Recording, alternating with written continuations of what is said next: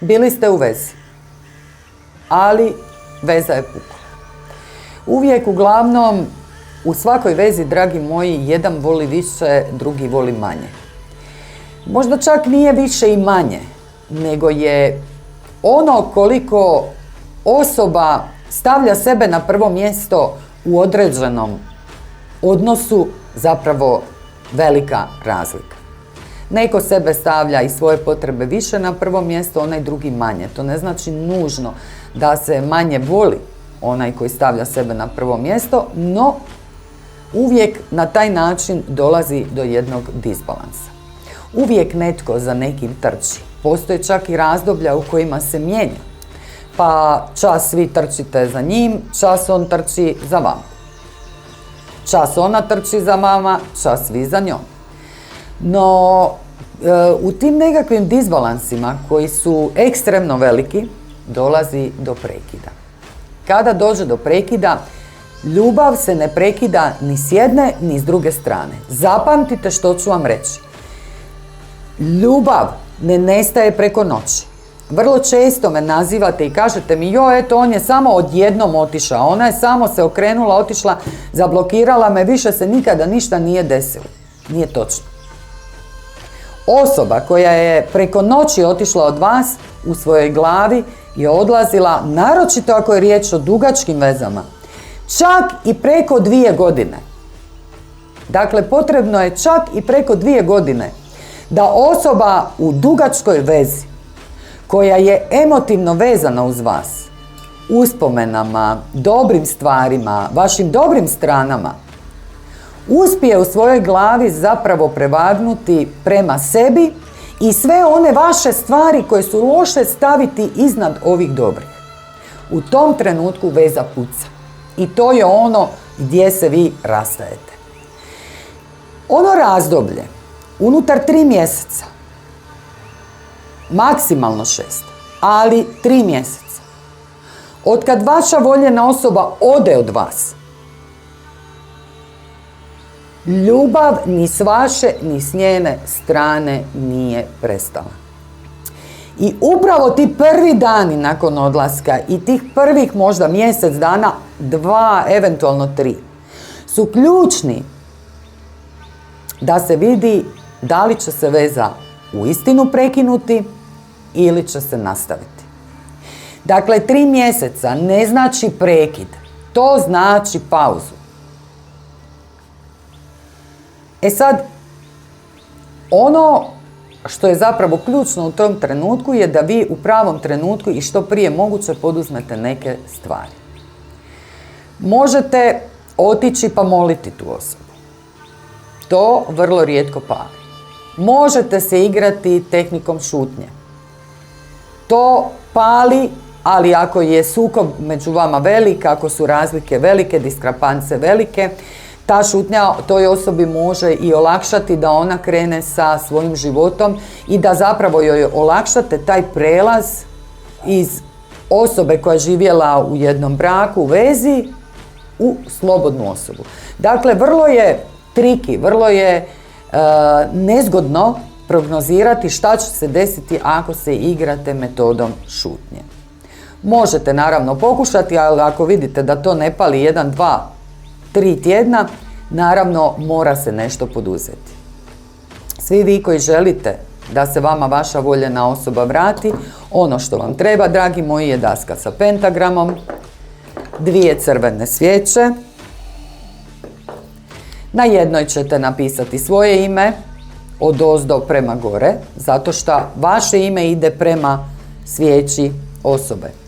A ime i prezime osobe ćete napisati odozgo prema dolje, dakle prema vama. Dakle, imamo jedan ciklus. Od vas prema njemu, pa opet u vas. Od vas prema njemu, kroz njega i u vas. Pričamo o partneru. Može biti muški, ženski, može biti istospolni, potpuno je svejedno. Kada ste to napravili, te 2 svijeće ćete zapaliti na oltarskoj svijeći. Prije toga bilo bi ih, dragi moji, dobro pomazati maslinovim uljem i na nju staviti muškatni oraščić za spolnu snagu i cimet.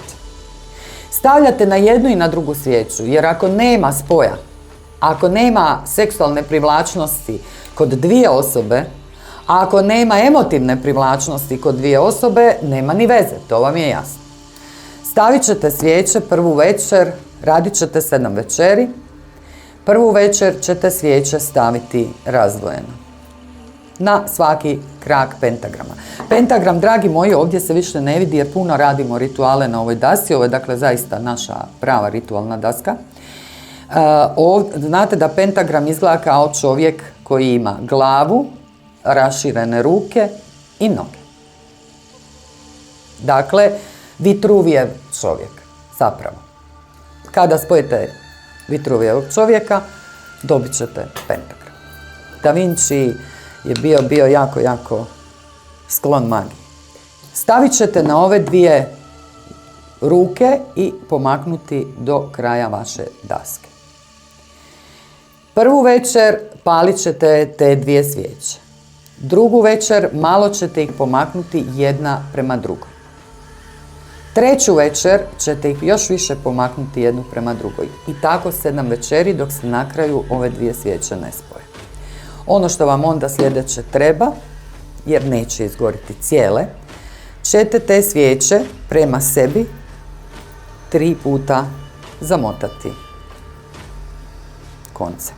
Kada ste to napravili, prekinite to, najbolje na vašoj oltarskoj svijeći i kažite: mi smo ponovo zajedno.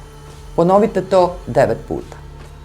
Položite na svoj pentagram, kažite: učinjeno je i neka tako bude. Dasku s pentagramom i ostacima svijeća koje su vezane ne smijete pomaknuti sa vašeg mjesta na koje radite ritual. Sve dok vam se ta osoba ne vrati.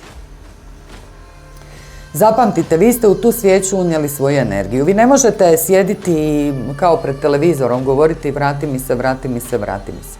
Svaki put kada to radite, svaki put dok urezujete imena, dok pišete, vi morate se, dragi moji, skoncentrirati, vi morate vidjeti film, manifestaciju imati u glavi dolaska vaše voljene osobe prema vama. Jer ako to nemate, ako u tom trenutku ne živite dolazak vaše osobe, ritual vam, dragi moji, neće uspjeti. Ja znam da se teško koncentrirati, ali ako baš toliko volite tu vašu osobu, pa je li to toliki problem? Kada vam se vaša osoba vrati, ove svijeće i dalje, dragi moji, ne smijete baciti nasumično. Morate ih zajedno s koncem odnijeti i zakopati ispred vaše kuće, u vašem vrtu, ispred kuće vašeg partnera ili u njegovom vrtu. Potpuno je nebitno, bitno je da ih nikada nitko ne pronađe. U trenutku kada ste ove svijeće, kad neko pronađe, raskopa, rastavit ćete se. I dvoje, jer naravno taj čovjek neće znati odakle te svijeće, on će to jednostavno izvaditi.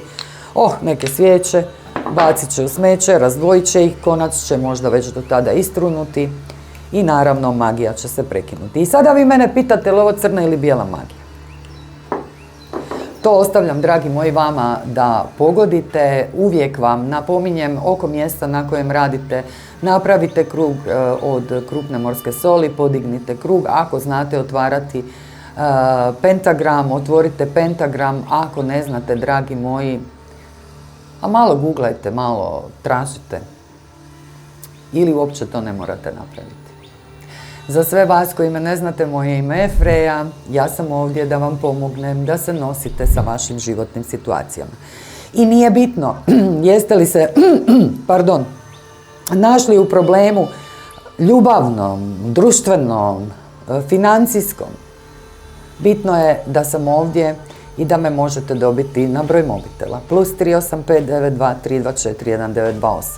Na našoj stranici Alternativnog centra Freja www.tarotmagijasororfreja.com možete pronaći sve ono čime se mi bavimo, možete naručiti sve naše usluge, a u web shopu i pogledati naše proizvode.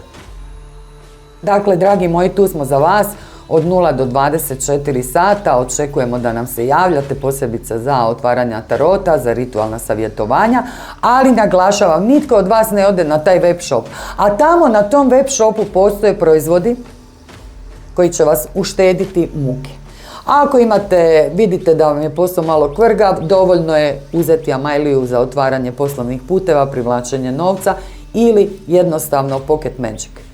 Pocket Magic koji će za posao okinuti u onom trenutku kad vam baš bude trebalo i vi ćete na tom recimo intervjuu ili na tom natječaju pobijediti. Dovoljno je da ga nosite u džepu. Dakle, dragi moji, odite na našu stranicu www.tarotmagijasororfreja.com, pogledajte što vam nudimo, jer tamo su i detaljni opisi naših proizvoda. Uostalom, zašto biste mene zvali za tarot ako možete kupiti naše tarot karte? Ja sam ih oslikala. Vrlo jednostavno se s njima gleda budućnost, to vidite i u našim live-ovima. Dakle, jako jednostavno je protumačiti ta neka osnovna pitanja. Da li da danas potpišem ugovor ili ne potpišem ugovor. Naravno, ako je riječ o ugovoru od, 500.000 eura, onda ćete zvati mene. Ali ako je riječ o ugovoru koji iznosi nekih 1.000-2 eura, to ako i bude neki, ako i bude nekih problema, možete i sami putem ovih karata odlučiti. Dakle, dragi moji, jedan ljubavni ritual, malo priče o poslu. Ova nova godina nam je krenula, 2026. Rolamo, čekamo sljedeću proslavu u 2027. godinu. Do tada, ko zna što ćemo sve čuti, ko zna što ćemo sve vidjeti i ko zna što će nam se sve izdogađati. Do nekog sljedećeg puta, do neke nove prilike, do nekog novog rituala i videa. Voli vas i ljubi cijela ekipa Alternativnog centra i moja malenkost Freja. Vidimo se, dragi moji, i neka bogovi blagoslove vas i sve ono što vam je u životu važno. Blagoslovljeni bili, dragi moji, i neka tako bude.